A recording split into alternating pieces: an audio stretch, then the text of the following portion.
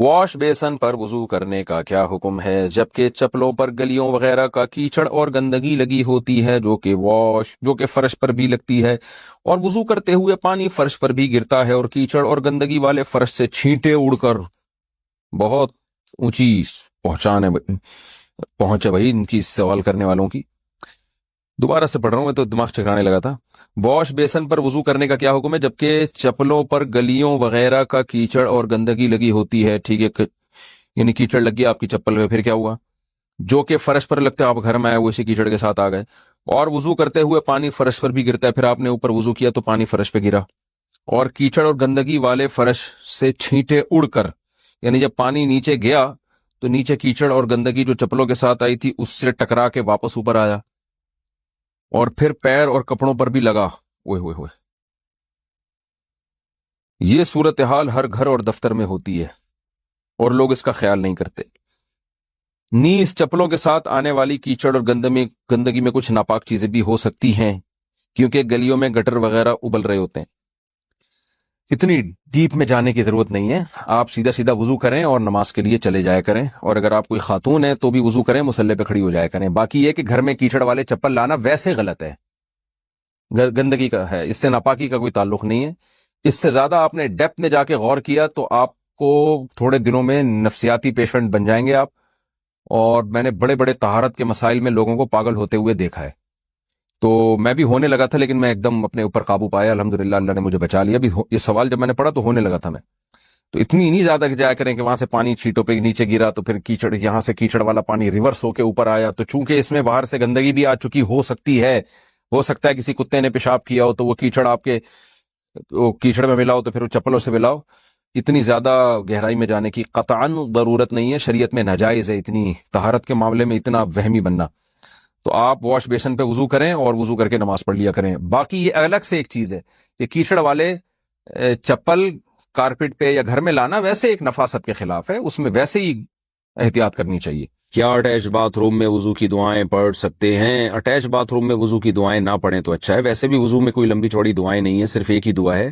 اللہم اغفر لی ذنبی ووسع لی فی داری وبارک لی فی رزقی۔ اس کے علاوہ جو لمبی چوڑی دعائیں ہیں نا وضو میں، ہاتھ دھوتے ہوئے یہ، منہ دھوتے ہوئے یہ، قلی کرتے ہوئے یہ کسی بھی مستند روایات سے، حدیث سے ثابت نہیں ہے۔ وضو کے بعد اعضاء کو پوچھنا، کیا وضو کرنے کے بعد اعضاء کو پوچھنا چاہیے یا نہیں؟ پوچھنا چاہیے، یہ پتہ نہیں کس طرح سے لکھا ہوا ہے، ایک شعر یاد آ رہا ہے، بلال انصاری نے یہ سوال پوچھا ہے انڈیا سے، شعر یاد آ رہا ہے پوچھنے سے۔ ہم نے 9th کلاس میں تھے تو ہمارے ٹیچر نے شعر سنایا تھا، ان کے دستے نازک کے لیے بھیجی تھی جو پونچھی، خبر پہنچی تو یہ پہنچی کہ پونچھی نہیں پہنچی۔ یعنی محبوبہ کے دستے نازک، ان کے نازک ہاتھوں کے لیے جو میں نے پوچھا کی یوں سمجھے کہ چھوٹی سی پونچھے کو جو ہے نا پونچھی کہا جاتا ہے، یہ ہاتھ صاف کرنے کا رومال جسے کہتے ہیں، تو کہتے ہیں میں نے ان کے دستے نازک کے لیے جو رومال بھیجا تھا نا تو خبر یہ پہنچی کہ وہ رومال نہیں پہنچا، تو اس کو شاعر نے کہا ان کے دستے نازک کے لیے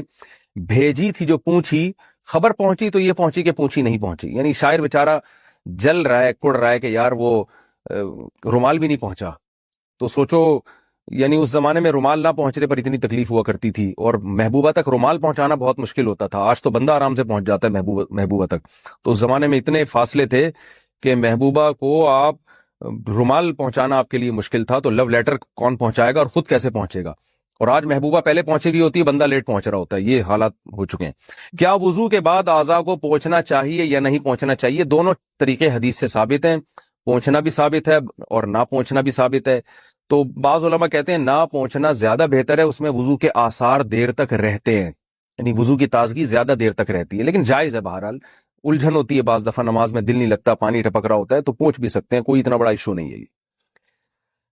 تیسری اور چوتھی رکعت میں قراءت کتنی کی جائے؟ فرض نماز اکیلے پڑھی جا رہی ہو تو تیسری اور چوتھی رکعت میں سورہ فاتحہ کے بعد کوئی سورت پڑھی جائے گی یا نہیں پڑھی جائے گی؟ نظام الدین انڈیا سے، نہیں پڑھی جائے گی۔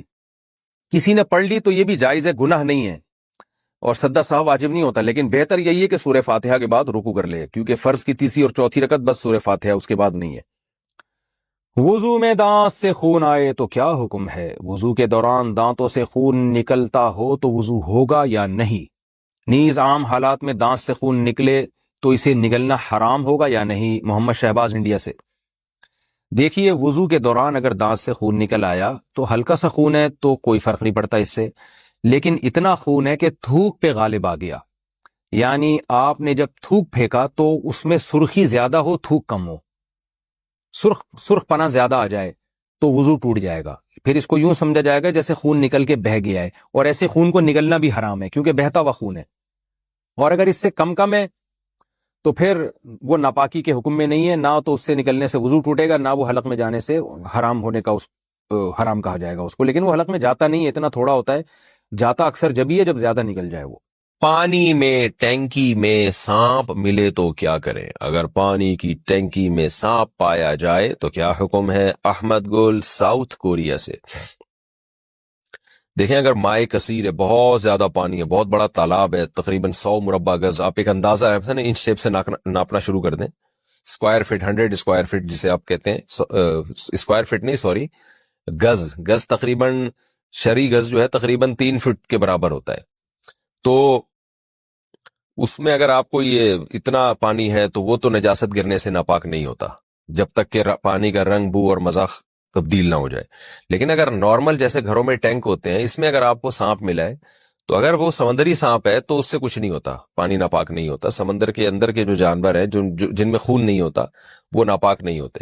یا پانی کے ذریعہ جانور بھی ناپاک نہیں ہوتے، لیکن اگر خشکی کا سانپ ہے، جیسے کہ عام طور پر گھروں میں جو ٹینک میں پانی جو سانپ جاتے ہیں وہ خشکی کے ہی سانپ ہوتے ہیں، تو اس میں چونکہ بہتا ہوا خون ہوتا ہے،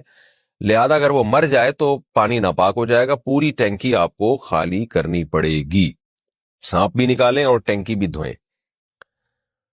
اچھا اس میں کیا طریقہ ہے دھونے کا؟ دیواریں میں پانی بہا دیں ایک دفعہ اور نیچے سے پانی نکال دیں۔ آسان طریقہ یہ ہے کہ جی سانپ پہلے نکال کے پھینکیں، اس کے اگر کوئی ذرات نظر آئے وہ بھی نکال دیں، اس کے بعد آپ ٹینکی کو بھر دیں اور پانی بہنا شروع ہو جائے، تو بہتا ہوا پانی بھی پاک ہوتا ہے، نل کے سارے کھول دیں آپ، تو وہ پانی جب بہنا شروع ہوگا اور ایک طرف سے ٹینکی کے اندر پانی جانا شروع ہو، ٹینکی بھی فل ہو گئی اور پانی بہنا شروع ہو گیا، سارے نلکوں سے پانی بہنا شروع کر دیں، بہاؤ پانی کا شروع ہو جائے، اور تو اس سے ٹینکی پاک ہو جائے گی آپ کی۔ اچھا بعض دفعہ یہ بھی ہوتا ہے، اسی میں یہ بھی ایڈ کر دوں کہ آپ نے دیکھا ٹینکی کے اندر سانپ مرا پڑا ہوا ہے، اب پتہ ہی نہیں ہے سارا مرا کب ہے، تو اسی سے وضو کرتے رہے ہیں تو کتنے ٹائم کی نماز لوٹائیں گے؟ تو اگر وہ پھول گیا اور پھٹ گیا ہے تو 3 دن کی نمازیں لوٹائی جائیں گی، 3 دن کا مطلب 72 گھنٹے میں جتنی نمازیں آئی ہیں ساری لوٹائی جائیں گی، اور اگر وہ پھولا پھٹا نہیں ہے تو پھر 24 گھنٹے کی یعنی 5 نمازیں وتر سمیت 6 نمازیں ہو جاتی ہیں تو وہ لوٹائی جائیں گی۔ وضو میں ناک اور پاؤں دھونے کا طریقہ، ہمارے ایک ساتھی کا کہنا ہے کہ وضو میں ناک اور پاؤں دھوتے وقت بائیں ہاتھ سے دھونا چاہیے، کیا یہ صحیح ہے؟ افتخار احمد انڈیا سے۔ جی ہاں، ناک میں پانی تو آپ سیدھے ہاتھ سے ہی ڈالیں، لیکن اندر جو انگلی سے صاف کریں وہ الٹے ہاتھ سے صاف کریں، باقی